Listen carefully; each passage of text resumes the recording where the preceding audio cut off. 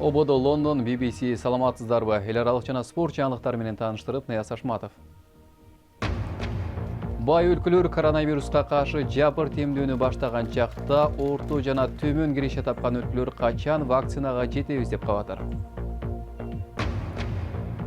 Жаңжал болуп жаткан Йемен өлкөсүндө балык уулап араң күн көрүп жаткан балыкчылар тууралуу баяндайбыз. Технология жаатындагы соңку кабарлар апталык клик берүүбүздө.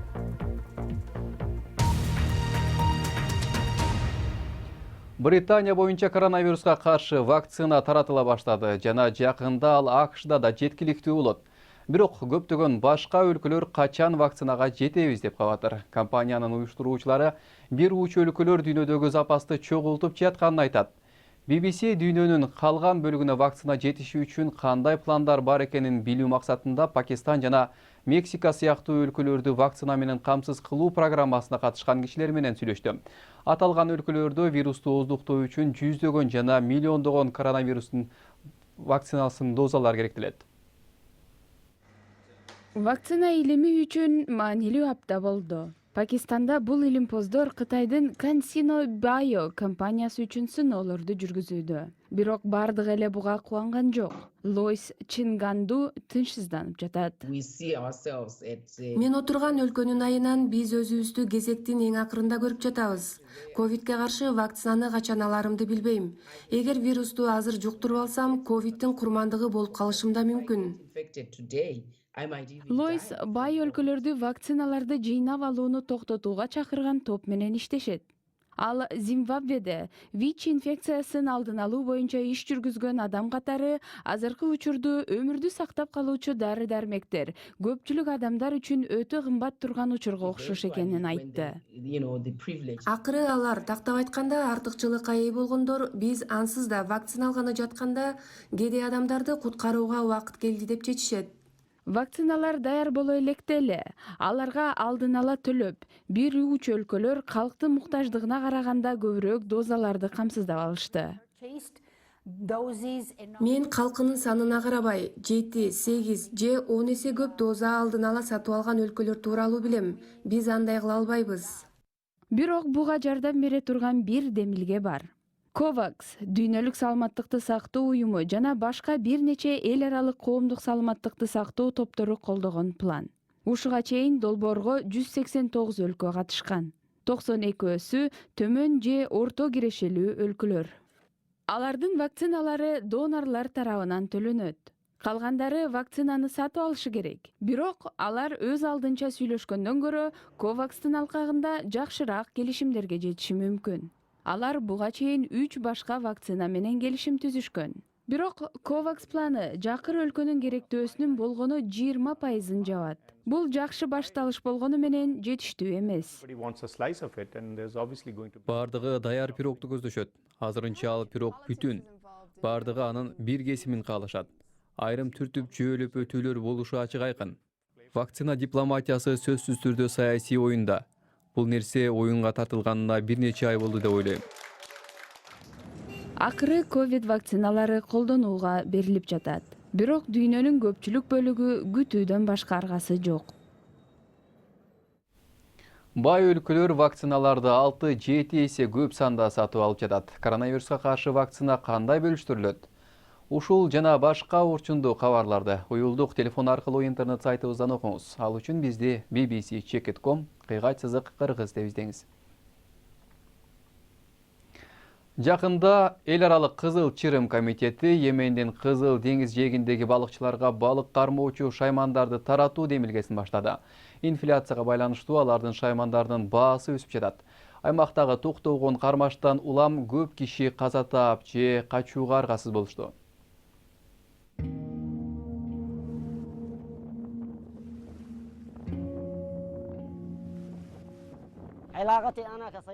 Менин деңиз менен болгон мамилем атасынын баласына болгон Эң сонун учур. Бул көп өлчөмдө балык кармаган кез. балык уулоо менен жан багабыз. Бул жашообуздун бирден бир киреше булагы. Бул балыкчылар күнүнө болжол менен $1 же $2 табышат. Алар инфляциянын кесепетинен шаймандар жана жабдуулар келбей калышы мүмкүн деп чочулоодо. Айрым балыкчылардын балдары ата-энесине жардам берүү үчүн окууларын таштап салышкан. Эгер жетиштүү балык кармай албасак, карызга батабыз. Чындыгында балык уулоо сезону болгону 3-4 ай. Калган 8 айда биз күнүмдүк кирешибизге таянабыз. Анткени кайыктарыбыз чакан. Кээде шамалдан улам балыкчылар деңизде наут болгон учурлар болот. Аңчылыкка керектелүүчү күйүүчү май абдан кымбаттап кетти. Ансыз да жашоо кымбаттап жатканда, буга кошумча керектүү шаймандар да өтө кымбат келип жатат. Кайыктардын айрымдары согуш учурунда бутага алынган. Балыкчылар коңшу аймактарга качууга аргасыз болушкан. Андыктан алар эки азап тартышкан. Артка кайтып келгенимде үйүмдү таппай койдум. Уранды басып калыптыр. Бомбалоодон улам биздин балык кармоочу шаймандарыбыз толугу менен талкаланып, жок болду. Шаарга 5 жыл бою кире албай жүрдүк. Кайра кайтып келгенибизде баардыгы талкаланыптыр. Жада калса биздин кийимдерибизди уурдап кетиштир. Баарын кайра башынан баштоо керек болду. Кызыл чырым уюму алардын продукциясын көбөйтүүгө жардам берүү максатында 1500 балыкчыга жабдууларды таратты. Бирок балыкчылар аларды согуш далет тууруп турганда, мындай белектен мурда тынчтыкты кааларын айтышты. Бизге эч нерсенин кереги жок. Биз туруктуулукту гана каалайбыз. Бул аймакты таштап кеткибиз келбейт. Балдарыма мыкты билим бергим келет. Алардын мага окшоп балыкчы болушун каалабайм. Алар башка кесиптин ээси болсо дейм. Балык уулоо чарчаткан иш. Ал чарчоону деңизде жашагандар гана сезип биле алышат. Сиздер BBC кыргыз кызматынын берүүсүн көрүп жатасыздар. Жаңылыктар менен тааныштырууну улантабыз. Британиянын премьер-министри Борис Джонсон өлкөнүн элин жана бизнестерди Европа биримдиги менен соода сүйлөшүүлөрү макулдашуусуз жыйынтыкталышына даяр болууга үндөдү. Бирок ал талкууларды улантууну көздөп жатканын да айтты. Евро биримдиктин өкүлүнүн билдиришинче, Европалык комиссиянын жетекчиси мүчө өлкөлөргө келишимге жетүүгө мүмкүн болбой жатканын маалымдаган.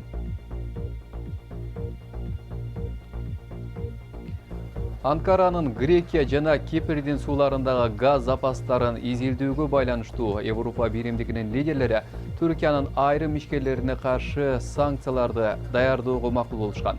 Бирок блок дароо чараларды киргизүүнү токтотуп койду. Айтымында маселени чечүүдө дипломатиялык жолдорун карап чыгуу улантылат. Түркия түрк кипрлери укуктуу болгон өз аймактарында гана изилдөө жүргүзүп жатканын билдирди.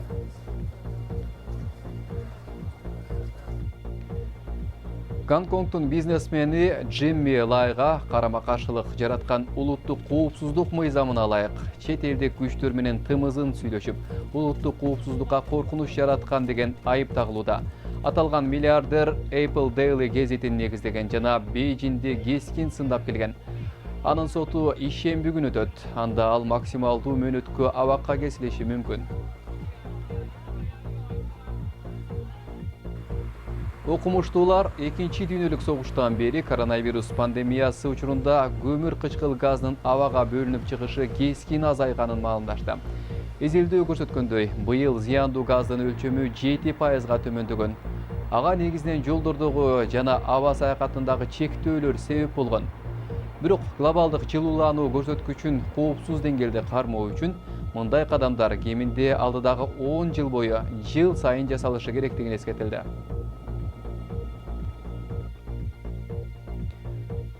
Куба 1 январдан баштап кош валюта түзүмүнөн баш тартат. Аралдагы өлкөдө 30 жылга жакын 2 валютаны тең иштетип келишкен. Көпчүлүк кубалыктар песо деп аталган акча бирдигин колдонот жана конвертация болуучу песо АКШ долларына байланып, туризм тармагында гана иштетилет. Экономисттердин айтымында кош система 10 жылдардан бери Кубанын экспортуна өз зыянын, өз кедергисин тийгизип келген.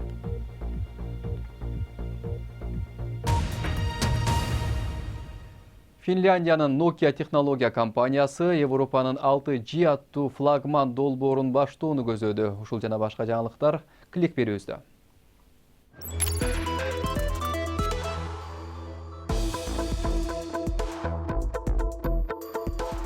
Биз эми гана 5G технологиясына жеттик. Бирок эми Nokia Европанын 6G технологиясын иштеп чыгуу долбоорунун лидери деп аталды.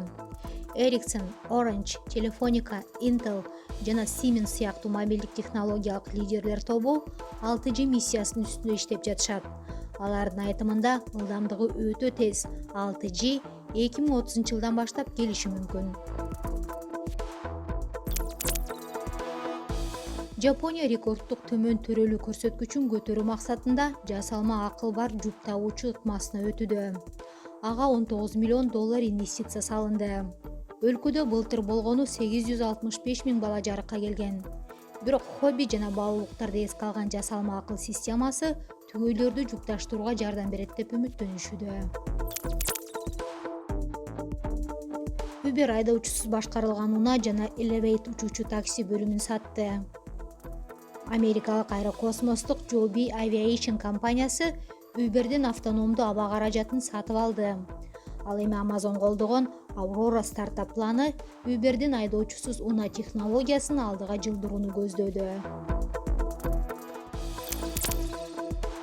Жаңылыктардын соңунда эгерде сизде ашыкча $300 000 болсо, анда мындай ашкана роботуна ээлик кылсаңыз болот.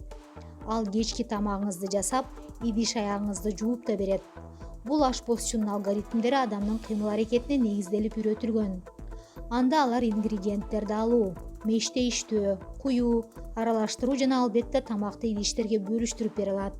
Ушул кезге чейин 30 тамактын түрү көрсөтүлдү. Компания болсо 5000 тамактын санариптик менюсун түзүүнү көздөп жатат.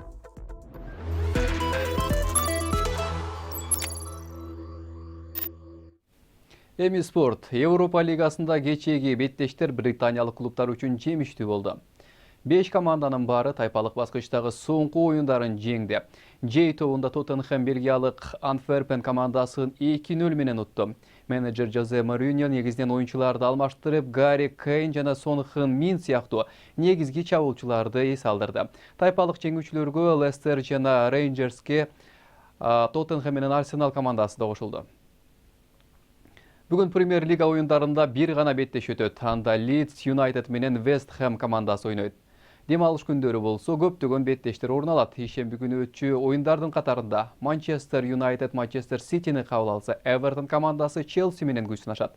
Жекшемби күнкү өтчү беттештер Кристал Пэлас Тоттенхэм менен ойносо, Фулхэм командасы Ливерпуль менен кездешет.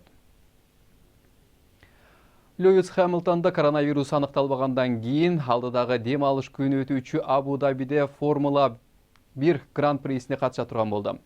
7 жолку дүйнөнүн чемпиону COVID-19 жуктуруп алып, Бахрейнде өткөн жарышка катышпай калган. Бирок Бахрейнде 10 күн карантинде болуп, бейшемби күнү Абу-Дабиге барган. Хэмилтон жок болгон учурда Мерседестин атынан катышкан Джордж Рассел сезондун соңку жарышында Уильямс командасына кайтып барат. Берүүбүздүн аягында быйылкы кышта Швейцариядагы Альп тоолорунун чокусунда табигый муз үңкүрү пайда болгону тууралуу көрсөтөбүз. Табигый үңкүрдү муз собору деп аташат. Ар жаз жана жай мезгилинде кардын эришинен үңкүргө суу толуп, көл пайда болот. Күзүндө суу тосулбай агып кеткенде үңкүр пайда болот экен. Анын үстү 5 метр калың муз. Жыл сайын ага миңдеген сүрөтчүлөр келип, укмуштуу эффектилерди жараткан анын көк түсүн пайдаланып калышат экен. Бул жана башка жаңылыктар азыр интернет сайтыбыздын башкы бетинде турат. Дарегибиз bbc-kыргыз.com сайтыбыздан жаңылыктарды окуп, радиобузду табып аласыз.